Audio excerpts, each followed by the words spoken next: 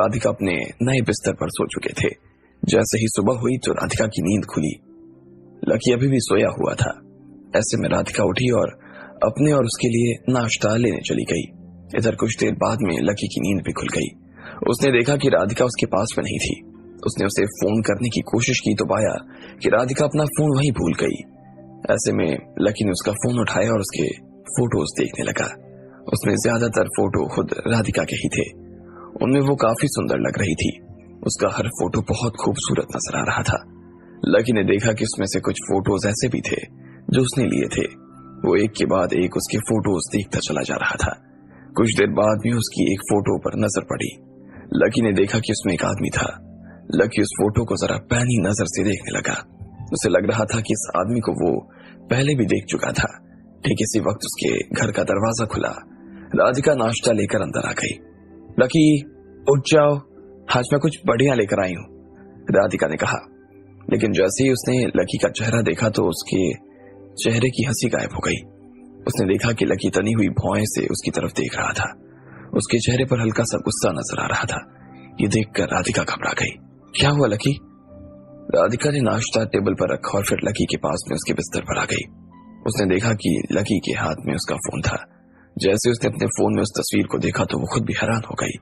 Photo किसी picnic spot का था जहां पर ढेर सारे लोग थे। उनमें कुछ भीड़ भी थी जिन्होंने एक दूसरे को गले लगाया हुआ था और उनके चेहरे साफ नजर आ रहे थे। उन्हीं जोड़ों के बीच एक अधेड़ उम्र का आदमी और औरत भी थे और वो दोनों एक दूसरे से गले मिलने को काफी बेताब नजर आ रहे थे। उनकी आंखों में एक दूसरे के लिए प्यार साफ तौर पर नजर आ रहा था।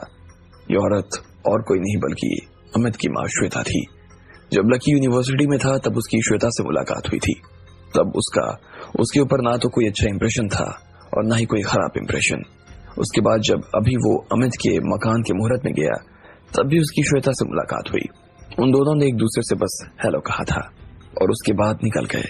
श्वेता काफी सुंदर लग रही थी और उम्र का तो उसके ऊपर जरा भी असर भी नजर नहीं आ रहा था।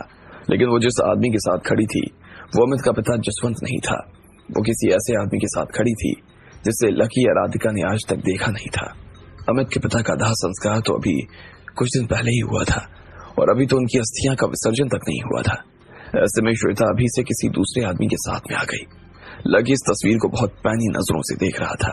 उसने वैसे भी अमित के मुंह से सुना था कि उसके पिता का और उसकी मां के साथ कुछ ठीक नहीं चल रहा था।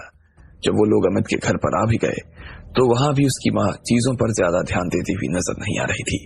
लेकिन लकी को इस चीज की उम्मीद नहीं थी कि उसकी मां अमित के पिता को इतनी जल्दी धोखा दे देगी। हालांकि लकी को इन सब चीजों से कोई फर्क नहीं पड़ रहा था, लेकिन फिर भी ये सब देखकर उसे अच्छा नहीं लग रहा था।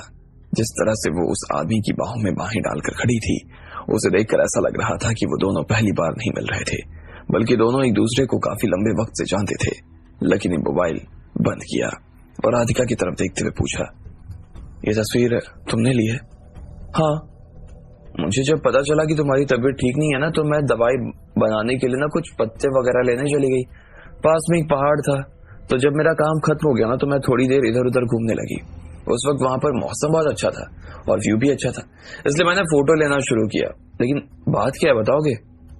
नहीं, कोई बात नहीं है, अच्छी फोटोज ली है तुमने, लकी ने कहा और राधिका के फोन में से श्वेता की फोटो अपने फोन में डाल ली। उसके बाद उसने राधिका की तरफ मुस्कुराते हुए देखा और कहा, चलो अब नाश्ता कर लेते हैं।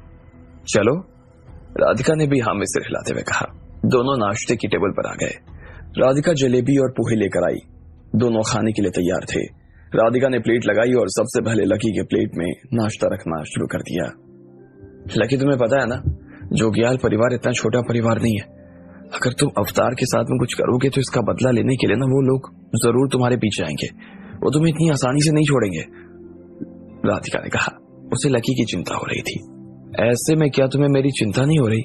लकी, कब तक तुम इसी तरह लड़ते रहोगे? मैं तुम्हें इस तरह से लड़ता हुआ देखकर ना थक चुकी हूँ। अब मैं चाहती हूँ कि हम दोनों ना इन सब चीजों से दूर हमेशा हमेशा के लिए कहीं दूर चले जाएं। प्लीज, मैं शांति से तुम्हारे साथ जीना चाहती हूँ लकी। अरे मैं ठीक हूँ, तुम मेरी चिंता मत करो।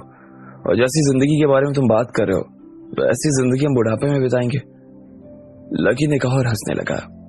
राधिका लकी की तरफ प्यार भरी नजरों से देख रही थी।